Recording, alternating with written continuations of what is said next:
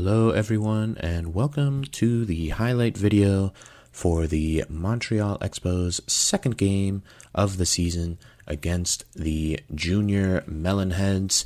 This was an interesting one, to put it mildly, as we jump into the top of the first. Jocinda Smith leading us off once again and starting with a beautiful line drive to left center field.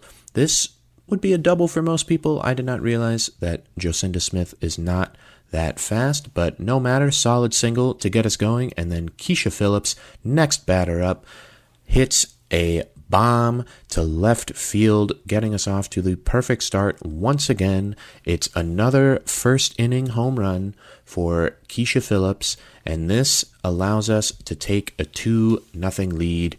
A very strong start for us, similar to our last game where Keisha gets us going on the offensive end. 506 feet, a very impressive shot. Luann Louis on the mound once again started off strong with a strikeout of Holly Franklin, kept it going, and in the bottom of the second uses the crazy ball to strike out Alex Rodriguez. A very impressive scalp for her. As we go to the top of the third, Pablo Sanchez now hits a little dribbler just out in front of the plate, but he legs it out and manages to get his first hit of the season, giving us first and second for Vladimir Guerrero, who cashes in with a beautiful line drive to center field, dropping perfectly in front of the center fielder, and Keisha Phillips uses her speed, testing the metal of Alex Rodriguez and scoring our third run of the game. Bottom of the fourth now, the Melonheads start to get it going a little bit with a nice home run by Zena Frome, but at this point, not too much to worry about as it is merely 3-1. Alex Rodriguez comes up at the end of the inning, and this time Luann Louis breaks out the slow-mo pitch and gets him to strike out for a second time. Top of the fifth, Keisha Phillips once again starting us off with a single, and it's another dribbler from Pablo Sanchez. This time failed to be fielded by the first baseman. It goes just barely out of play, giving us second and third with nobody out for Mikey Thomas, who unleashes an opposite field shot to left field, but it is not deep enough for a home run. It is deep enough, however, to score Keisha Phillips on the sacrifice fly, and we are up 4-1. But we go to the bottom of the sixth now, where Trent Sizemore is up to bat.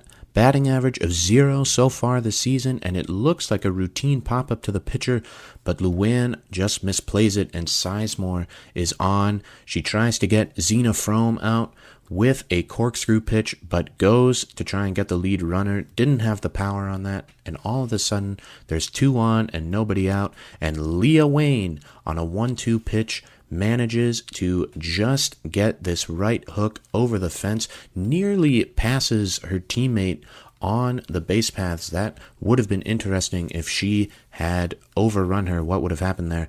But it is a game-tying 3-run home run. Small mistakes with big punishments, but it would not stop there as Stan Olafson, Mikey Thomas now overrunning the ball. Stan Olafson gets on base, and then first pitch to Alex Rodriguez. He unleashes aluminum power, an aluminum power swing by a professional MLB hitter against children. Just absolutely disrespectful, but nevertheless, he hits it out, something in the realm of 660 feet. We finally get a strikeout.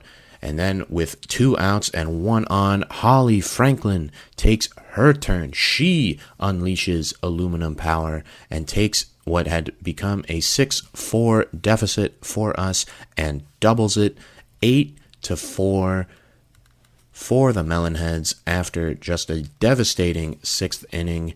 I probably, admittedly, should have taken Luann out, but it was a bad day all around for the Expos. However, in the top of the 7th, Keisha Phillips gets us started, gets some good fortune there, and gets on to first base.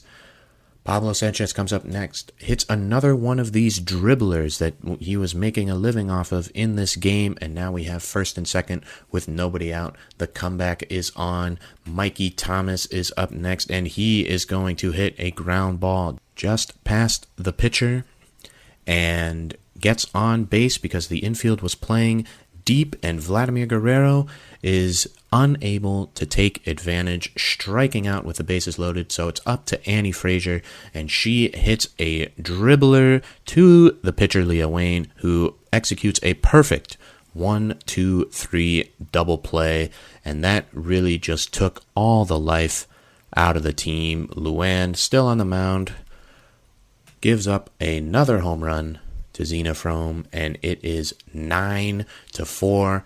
Alex Rodriguez comes up later with a runner on second. He hits it past Pablo Sanchez. Ernie Steele makes a decent play, but aggressive base running pays off for the Melonheads as they get it to 10-4. And then they start adding insult to injury as Mickey O'Connor is going to drop down a crazy bunt.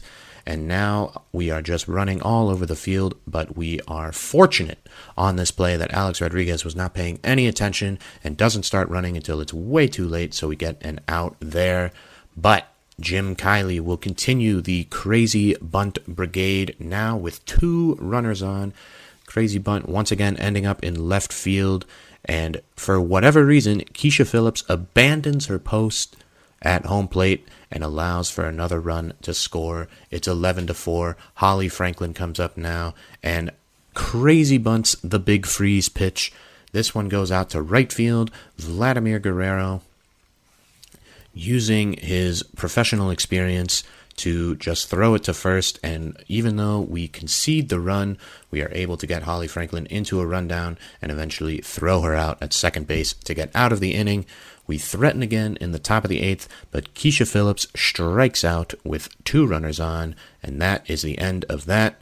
Stan Olafson finally finishes the annihilation in the bottom of the 8th with a 2-run home run over the tall chain link fence in right field. So it's 14-4 when Vladimir Guerrero strikes out for the 65th time in this game, and we finally are put out of our misery, eventually losing 14-4 to the Melonheads.